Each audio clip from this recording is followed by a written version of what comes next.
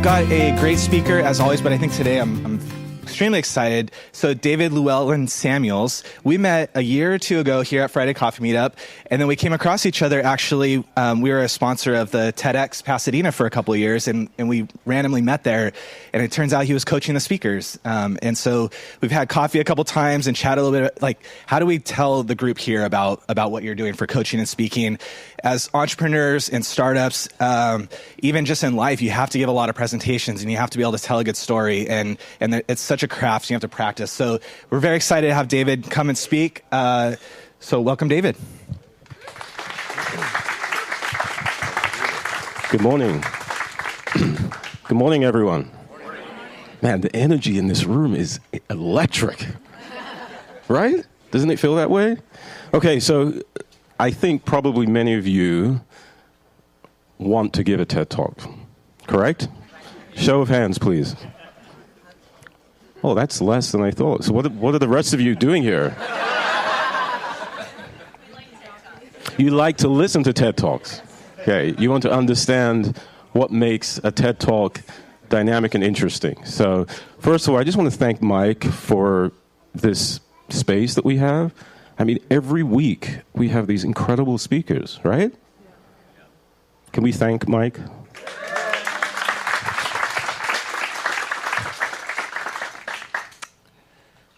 Okay, so just really a little bit about me. I think it's important for you to know.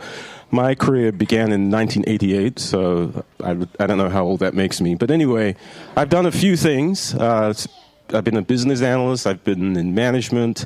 I am currently a professional musician. I've done operations and ended up in the world of management consulting, which is kind of interesting work to do. And then I became a leader kind of in the executive ranks. And I really enjoyed my work, but then, as someone said earlier, I didn't feel like I needed a boss anymore. Okay? But then, in 2013, I was presenting on energy procurement and management, which is really kind of boring and not that interesting. It was interesting. But someone came to me after I spoke, and I was on a panel, and they said, "You need to be a professional speaker." I thought that was super interesting to me. I thought, what does that even mean? Well, shortly thereafter, I launched my own company, not to do speaking, but to do consulting.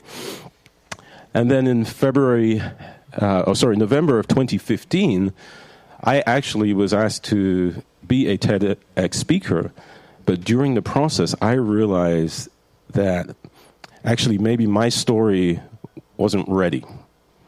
I did not have a compelling, powerful idea that was ready to be shared. So I felt like I needed to do more work. But as I was sitting in this curation panel,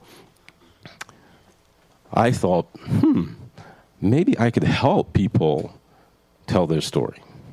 And that's what I did. And I coached with my twin, which you'll see shortly, 13 speakers for about 2 months.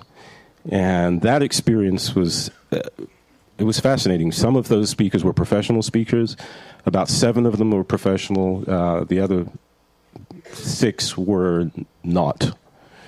But all of them told their story. So what do we want to begin with? What do you need to do to get yourself on the TEDx stage? You need to have a really big idea. Really big. I think all of you have watched many TED Talks, and I think you will realize that once that TED Talk begins, you get drawn in, no matter what they're talking about. Right? It's a big idea, and it fully draws you in. So Kristen Mashka, has she spoken here? No, Kristen is a coach, a speaker, and I had a delightful time working with her on this speech. And this is just to give you a flavor of what I think is an idea that is big and stands for something.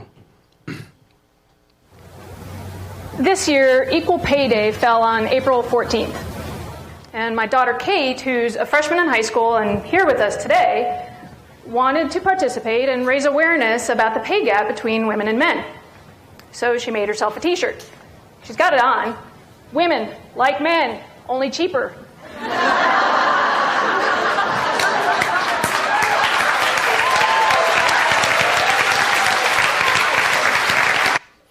I think you would agree that's a pretty big idea. This was a very, very powerful talk that she gave about the gender bias and issues that we are still frustratingly still dealing with.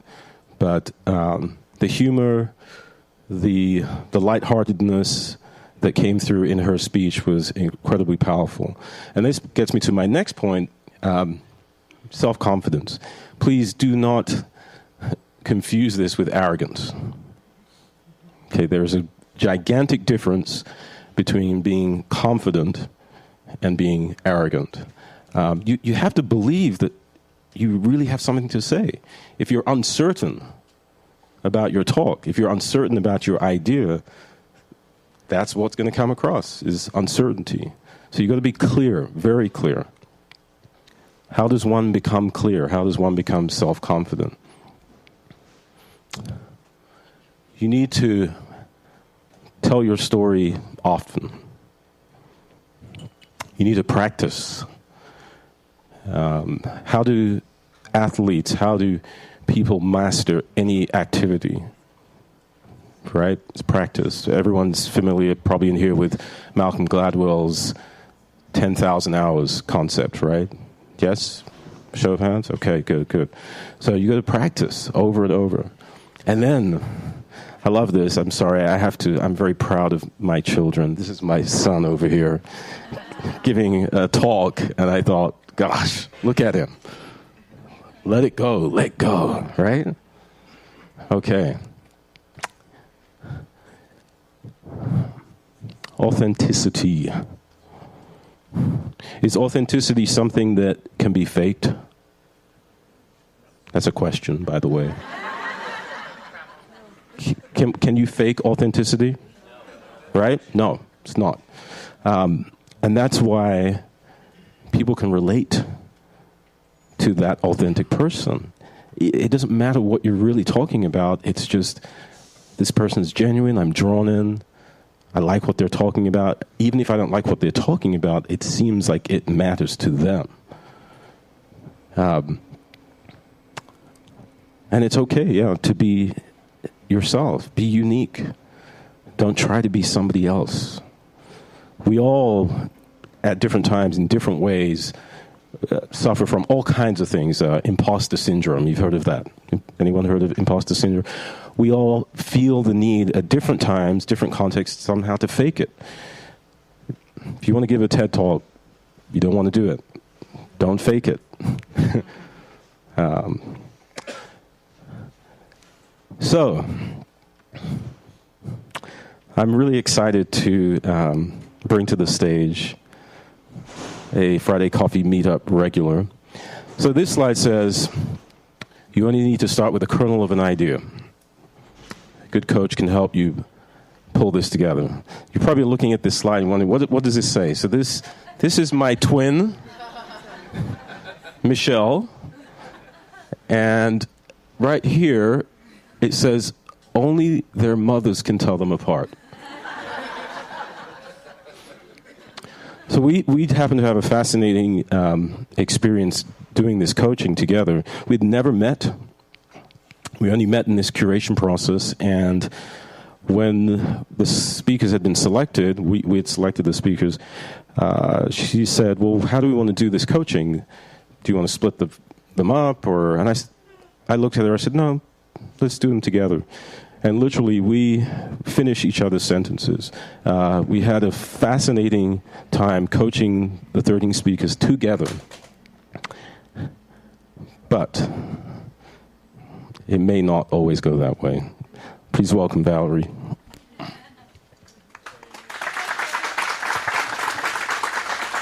So David asked me up here today because I was a TEDx speaker in 2016, and I want to tell two stories of coaching.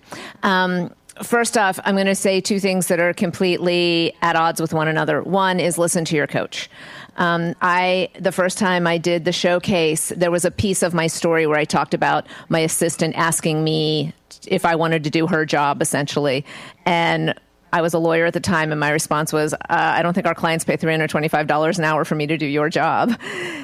And when I did that in the TED Talk, I had a room full of people, like well in advance of the talk, say, wow, your whole audience doesn't like you right now. And so that got changed to, so I politely declined her kind offer. And those are the kind of really important points that if you're being coached, be open to it. Don't be so attached to what you've written or what you've said. The other thing for me, I had a content coach who kind of just went along with what I was doing, but I really, really, really used the performance coach. We had a person who gave not only feedback on performance, but great tips about how to remember things. But the practice part, you cannot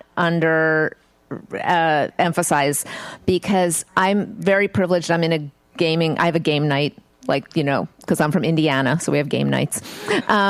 And it's a group of improv actors who are my game night people. So at the end of game night one, I said, can I do this for you guys? And they just gave me everything I needed. And then I'm also in a writer's group that has actors. And so I got to do it in front of them. And I got another set of performance notes from actors. You have to remember when you're on that stage, it is a performance.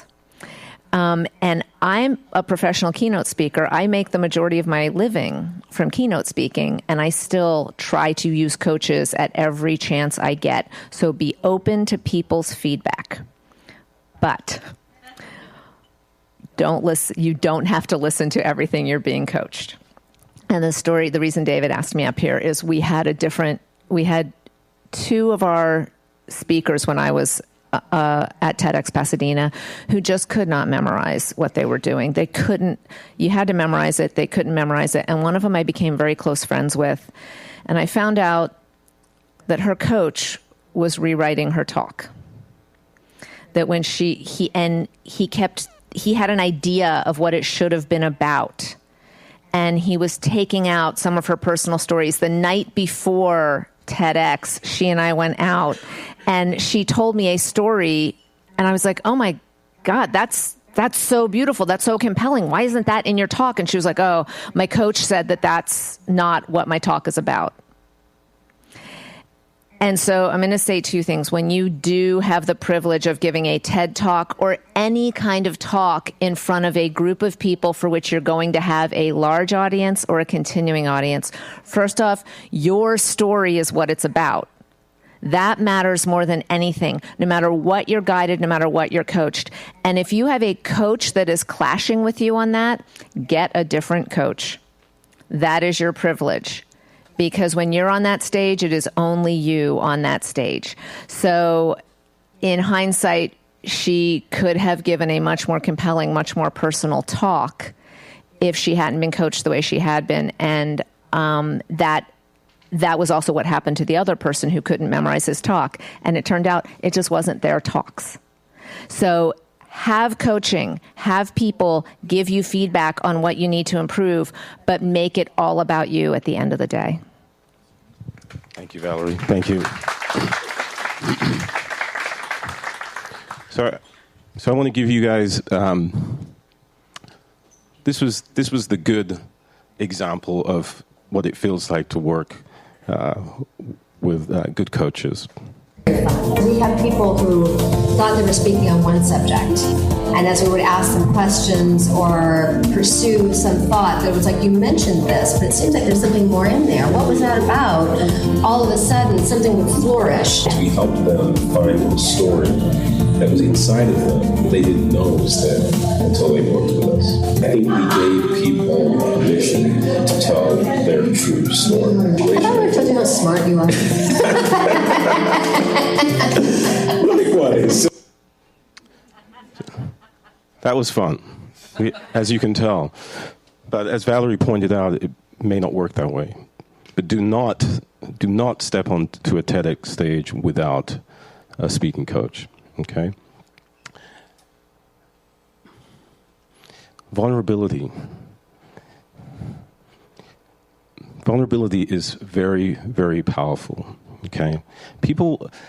I think we are at a stage in our lives where we've heard enough people who are sort of, buttoned up or sort of faking it. I think, in fact, the whole TEDx and TED Talks has really taken off because we're hearing people share their experience and share their heart in the way that prior to the TED stage, you just didn't hear that. So I think this is a platform where you have permission now to be vulnerable. It's hard to be vulnerable. It's scary, right? We all know that public speaking for many people is the scariest thing on the planet, right? So if it's really scary, how do you now become vulnerable? I mean, that seems like it's almost too much to handle. I think if you're afraid to be vulnerable, then you probably don't want to take the stage. And let that sink in for a little bit.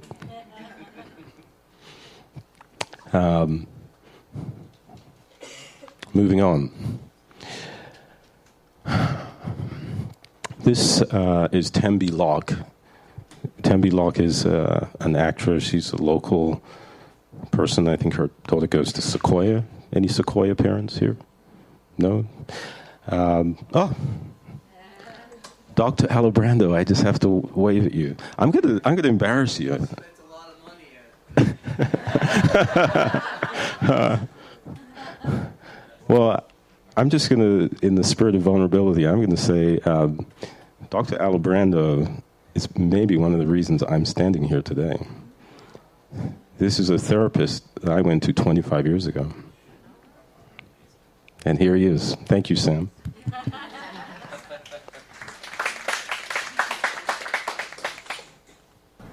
You see, I knew firsthand that life can change on a dime. When I was 20, I rounded a corner in Florence and I locked eyes with the man who would change my life. Now, at the time, he was standing in front of one of the best gelaterias in all of Florence. And nearby, there was this bakery that was emitting the most exquisite smell of fresh baked bread. So really, he just seemed like an obstacle to my next meal. Beautiful one, but an obstacle. I was too young to know anything about fate or destiny. And I certainly wasn't looking for love. I mean, not the kind that could last a lifetime. But the momentum of meeting this sexy man while I was thinking about ice cream, well, that was just undeniable. And it didn't take me long to realize that I had met the love of my life. So with this deliciously Italian chef in one hand and a marriage license in the other, set. I mean, the gods have smiled on me. I am an actress in a loving, supportive marriage. I have a lifetime of home-cooked meals to look forward to. I am living my version of La Dolce Vita. I have everything I want and the potentiality for everything that I could imagine. And then, in May of 2002, we heard these words: rare, soft tissue bone cancer.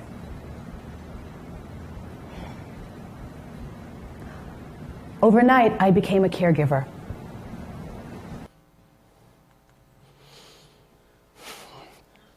So Tembi's an actress, right? You can tell she's very comfortable on the stage. But her story is about losing her husband in a very dramatic way. And when we began working with her, she had to relive this experience. And even a trained professional actor, the emotion many times just wouldn't allow her to finish her talk. Like Tembi and others, there were standing ovations and, I mean, tears in that room. So this vulnerability, not being afraid to to share something that is so deep. This is part of the challenge, to be able to say, I have a story I want to share, and others will connect and will relate to that story. Just as a thought came to my mind, we had another speaker that was speaking on a very, very sensitive topic. You guys are familiar with some of the things that happened in the Catholic Church with young children. And this individual was talking about the topic and the research, and we were just sort of going around and around, and it was very difficult to kind of figure out what she was actually trying to say. And she had all this data and anecdotes, and it was interesting, but I couldn't connect with her. And in this case here, I say connect the dots, don't assume we are able to fill in any gaps. What I had to do, and probably what a good coach does, we have to listen very deeply. And at one point I stopped her and I said, do you have a connection to this story? And her face, the color of her expression changed. And she says, yes, I do. But everyone has told me that I shouldn't share my personal experience with issues that we don't like to talk about around children and adults, right? She had a connection to that. And she said, hold on a minute. And she said, I'm going to have my husband come in. And he came in and she told him what had happened. And she said, he's the only other person that has said that I should tell my story. So thinking about giving a story, sometimes it's not easy for the listener, the audience, to actually understand what you're trying to say. You may know the subject so well yourself, but that doesn't mean that you're able to translate that. Okay? So sometimes, you have the talk, you think it's great, but we're not hearing you. We're not understanding what you're trying to say. So that's part of the process. I wouldn't get too hung up on that. Don't expect, actually, for your talk to come out the first time perfectly, right? Expect that some things will need to be fine-tuned. I was looking at this picture. This is, right, you guys can read it. Make an emotional impact with hearts and minds. And I'm looking here at Kim, and I think I'm scaring her to death.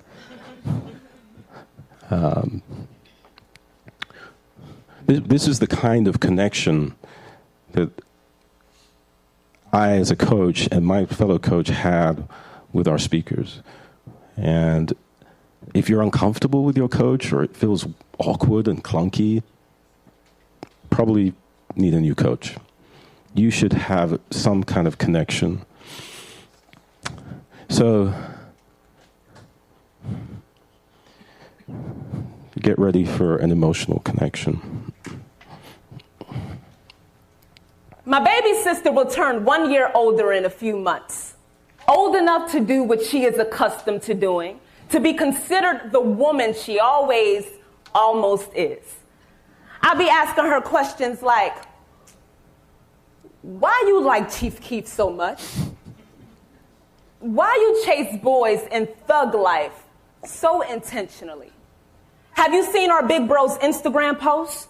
Homeboy from our old hood got shot up 12 times last night. Why you chase boys in thug life so intentionally, like you ain't in college, like you ain't a good grade, full-time job having, residing in the burbs now type of John?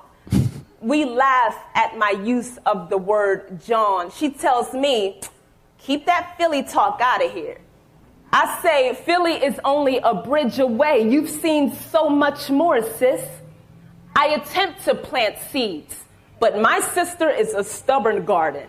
A friend once told me planting seeds is the best we can do, that from there, it is not up to us whether or not they blossom.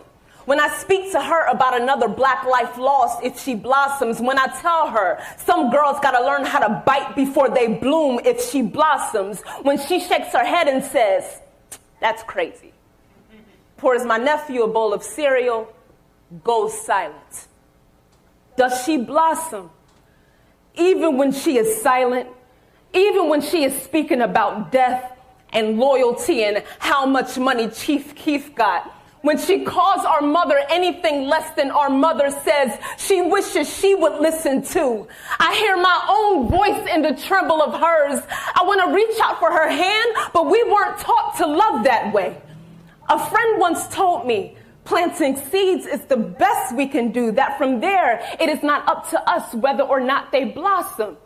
I accepted that until I realized that would make me a lousy gardener. I will not sit back and watch her wither because I held on to some excuse that perhaps letting go is the best I can do, because too often someone letting go is why people who look like us become statistics in the first place. My sister is my favorite student who I have yet to save. I cannot lose her, so I tread lightly through questions like, you still got plans to be a nurse? Or you back to wanting to be a doctor? You got plans on holding up your son, those dreams, and holding down that boyfriend behind bars. At the same time, do nurses bang? Do you think my nephew would get to know me well enough if I had no choice but to keep him? Bundle up. Drive safe. Have you read this book before? You like Chief Keef? Shoot, try listening to Kendrick Lamar. Come visit me in Cali someday. Come visit before you grow old, after we learn to hold hands, before I stop dreaming of your last breath, after you assure me you were not meant to end this way. You, I, us, we were not meant to end this way. Thank you.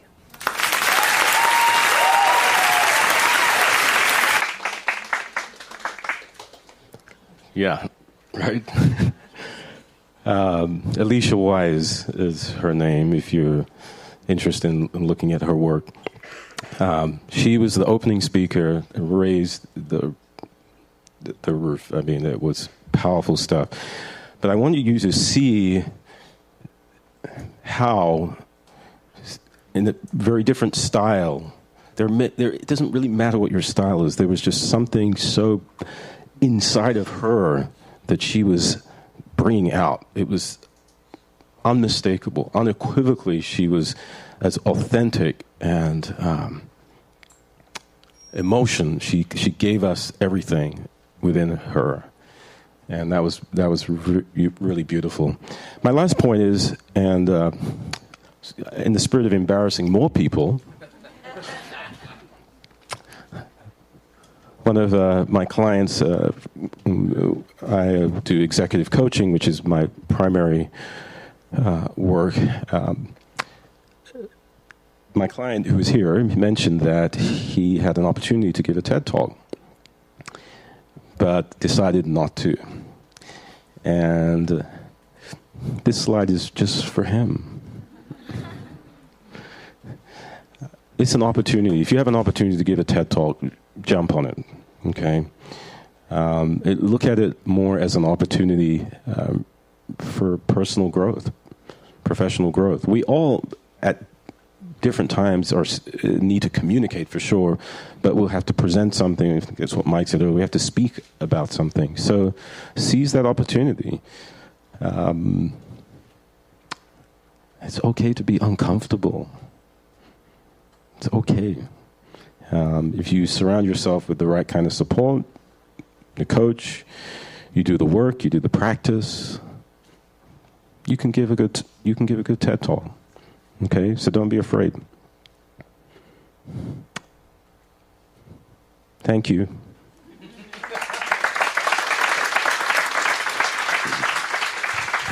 Thank you, David. Who's ready to give a TED Talk now? Not me. I'm too scared for that. It's funny you ended without talking about being uncomfortable. The thing about me I hate public speaking. I do this every morning, every Friday, because this is my getting out of my comfort zone. Running the agency that I run, I have to present a lot, and this is my practice. So a lot of the things really resonate with me that you talked about. We're going to open it up to Q&A. I'm going to give John the microphone. Please, no comments. Let's make sure anything that you're saying ends with a question mark. We'd love to hear your questions. We'd love to hear David's answers. So here you go, John. Thank you, Mike. I'm curious, you suggest that everyone should, grab the bull by the horns and do a TED Talk if given the opportunity, but you didn't. And it seems that you now have a partner. You now have a partner who could be an excellent coach since you can finish each other's sentences. So I'm wondering what keeps you from doing a TED Talk. Thank you, John. As I said, as I said earlier, I realized I wasn't ready. Right? Somebody thought I was ready, but when I did the true self-reflection, I said, no, these other people who you saw they're ready. I still have work to do. Over here, David. So your career is really inspiring, and you are helping and solving other people's problem. My question is, how do you deal with your own private problems as well as,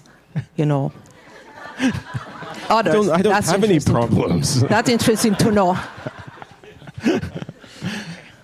Thank you. How do I deal with my own issue?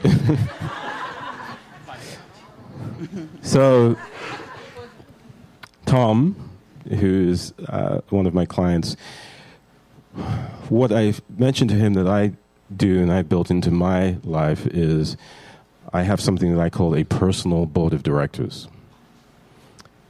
And that looks like at this point in time, there's about 8 people that I meet with monthly, bi-weekly, and we talk about my problems. And these are people that I have hand-selected, that all different walks of life, but these are people that are actually invested in my success. So I have been very, very deliberate about finding people who will help me to grow, keep me accountable, and have my back. So. Over here, back here. Yes. Hi, David. Leslie Marquez with Compass. I was wondering what defines a TED Talk versus a Moth talk. I mean, do the lines blur, and what defines each one of them? And can you talk a little bit about how does one actually, what is the process of a speaker going into a TED Talk? Do they apply for it? Yeah. Do they give a presentation to a committee? Yep. I'm not familiar with Moth talk. I'm sorry. What does that mean? Oh. Storytelling. Storytelling event. Okay. It's a storytelling event that people get on stage and will tell a story and recount an experience. Yeah. I mean, the TED Talk, the tagline is ideas that matter. So it's not necessarily always a story, right? It could be almost a technical presentation. We had a couple years ago at TEDx Pasadena, a woman spoke about how to get control over your data, your personal data. So it wasn't really it certainly wasn't a story. It was a lot of facts and data. But the idea was very unique, that she showed us how we can get our data back from these from Facebook, LinkedIn, etc. So I think that it's really just, maybe you went on a trip somewhere and you had these fascinating experiences. That could be a TED Talk. It just needs to be an interesting, genuinely interesting, and probably somewhat unique idea.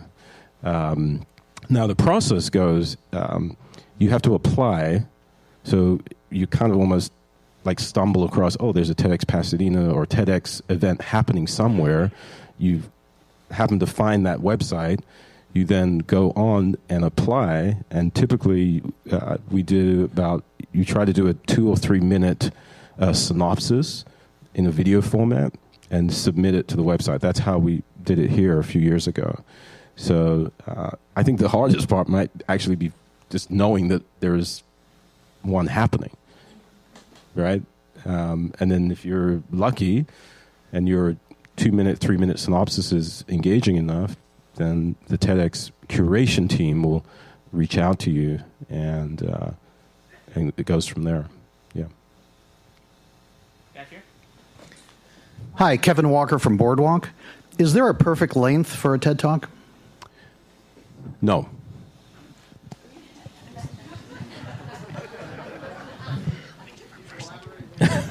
Oh, you'd like me to elaborate? Typically, these TED Talks are, I think the longest is about 18 minutes. So there's 18, 14, 12, 6. They're varying. How long was your talk, Valerie? 17, but I So Valerie says hers was 17 minutes, but she was trying to get it under 15. I think this is probably where the coach comes in to help you with, okay, that's too long, or we're kind of losing you, or that type of thing. But there is no perfect length, right? I think you want to feel comfortable that you can memorize for the period of time, right? So if you can only memorize 8 minutes, then you should probably just do 8 minutes. Hi, I'm Julie. Hi, Julie. So I think TED Talks are really interesting because there's kind of an expected style. But Alicia's kind of broke that norm. Can you talk a bit about, did she come with her style? Was she nervous about being her authentic self? Yeah, so one of the things that Michelle and I shared in common is we don't care about your style. What we're after is the authenticity, right? So Alicia is a spoken word poet. And when we started working with her, we actually had to shift her out of speaking in spoken word, because that's what she does all the time, to breaking her down to, Alicia, we want to hear just Alicia, who's not performing. And then that part of the speech was the spoken word piece. So we actually had her just do Alicia, non-spoken word, and then we went into spoken word because that's so much of part of who she is. And I would say the speakers that we had didn't follow any particular, style or perceived style of what a TED Talk should be. And I think that was partly because myself and Michelle and others in the curation team, we just said, oh, we just want to have compelling, powerful story. We don't want everybody to sound the same or feel the same or look the same. So, you don't have to be like Valerie. You can be yourself. No, Valerie's wonderful. Actually, Valerie's TED Talk, I came up to you, didn't I? I came up to the backstage and I found her, and she was phenomenal. Phenomenal speaker. But, your style is your style, right? If you got the idea down and that happens to be spoken word or some other style, then go with it. If you have a coach who's telling you to change your style, out. Get rid of him.